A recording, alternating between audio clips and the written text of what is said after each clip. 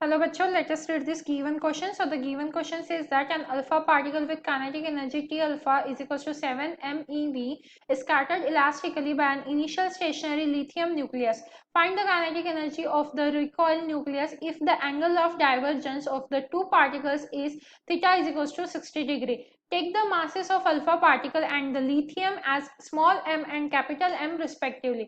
तो देखिए यहाँ पे हमें क्या बोला गया है, जो अल्फा पार्टिकल है उसका जो मास है वो स्मॉल m है और जो लिथियम है उसका मास कैपिटल M दिया गया है। तो यहाँ पे हम लिख लेते हैं अल्फा पार्टिकल जो है उसका हमें स्मॉल m मास दिया है और जो लिथियम है उसके लिए हमें कैपिटल M दिया गया है। So lithium is equals to capital M, ये गिवन है। और theta is equals to 60 degree भी हमें गिवन है।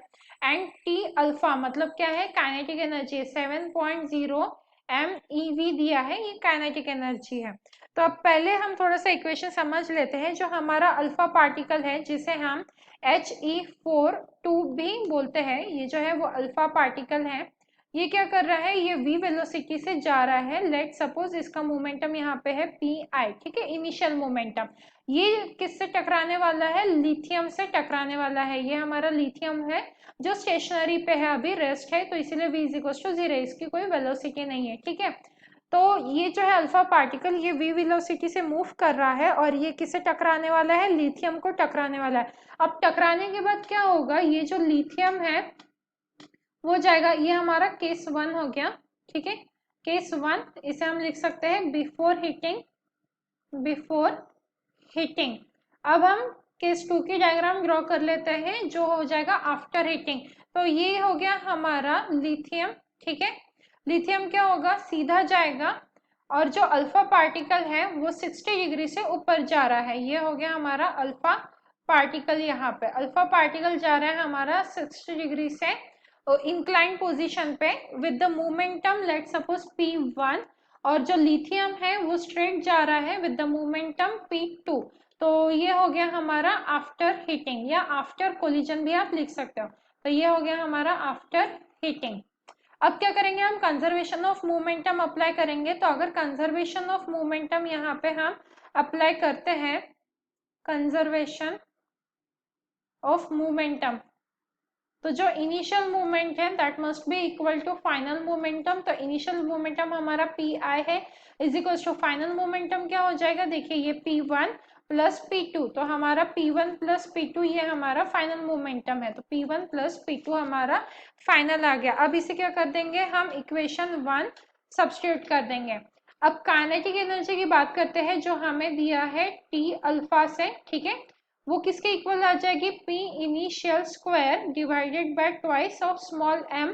तो इसे हम किस तरीके से लिख सकते हैं, T alpha into twice of m is equal to P I square. इस टर्म्स में भी लिख सकते हैं हम। तो यहाँ से हमें P initial that is momentum, initial momentum की वैल्यू मिल जाती है और वो किसके इक्वल आ जाती है, under root of twice of small m T alpha, ठीक है। तो अब अगर हम इक्वेशन 1 की बात करेंगे, इसे हम पुट कर देते हैं in equation 1, put in equation 1।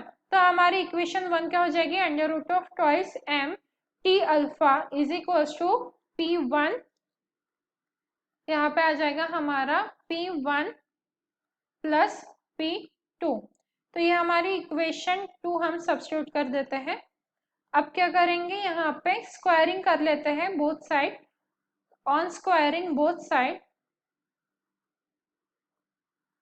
हमें क्या मिलेगा, यहाँ पे P1 square plus P2 square plus twice of P1 P2 cos theta, और थीटा की वैल्यू क्या है 60 डिग्री। एंड यहाँ से रूट हट जाएगा तो ये आ जाएगा ट्वाइस T अल्फा m, ठीक है। इसे थर्ड इक्वेशन पुट कर सकते हैं हम।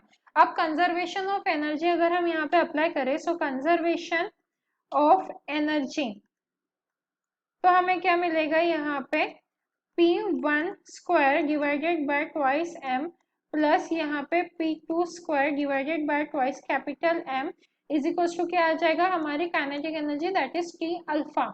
सो मल्टीप्लाइंग बोथ साइड बाय, हम क्या करेंगे यहाँ पे multiply both side by twice of m जो स्मॉल एम हम यूज कर रहे हैं, ठीक है। तो हमारी इक्वेशन क्या बन जाएंगे यहाँ पे, p1 square by twice m into twice m plus p2 square by twice of capital M into twice of small m is equals to t alpha and यहाँ पे भी ट्वाइस m। तो देखिए यहाँ से 2 कैंसिल हो गया, यहाँ से ट्वाइस m कैंसिल हो गया। तो हमारी इक्वेशन क्या मिली यहाँ पे, p1 square plus small m by capital M p2 square is equals to twice m t alpha. इसे हम इक्वेशन 4 सब्स्टिट्यूट कर देंगे। तो अब इक्वेशन 3 और 4 से हमें क्या मिलेगा, फ्रॉम इक्वेशन 4 एंड 3 अगर हम थर्ड इक्वेशन और फोर्थ इक्वेशन की बात करें तो हमें मिलेगा p2 in bracket 1 minus small m by capital M p2 plus twice of p1 cos 60 degree. तो ये किसके इक्वल आ जाएगा, 0, ठीक है। तो यहाँ से अगर हम p2 इज इक्वल्स टू 0 लिख देते हैं, if p2 is equals to 0 then p1 की वैल्यू क्या हो जाएगी, p2 अगर 0 हो गया तो p1 क्या आ जाएगा हमारा, p1 is equals to minus 1 by 2 in bracket 1 minus small m by capital M p2 sec theta, where theta is nothing but 60 degree, okay. तो हम यहाँ पे लिख सकते हैं p2 square by twice m in bracket 1 plus capital M by 4 small m 1 minus small m by capital M sec square theta is equals to t alpha. पर ये क्या है, ये तो हमारा काइनेटिक एनर्जी ही है, ठीक है।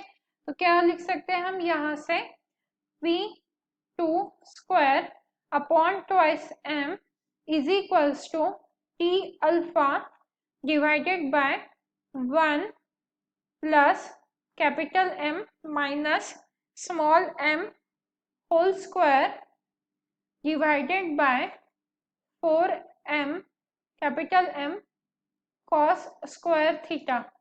तो अगर आप यहाँ पे cos थीटा के वैल्यू पुट कर देंगे, दैट इज इफ cos 60 हम यहाँ पे पुट कर देते हैं, cos 60 degree, then we gate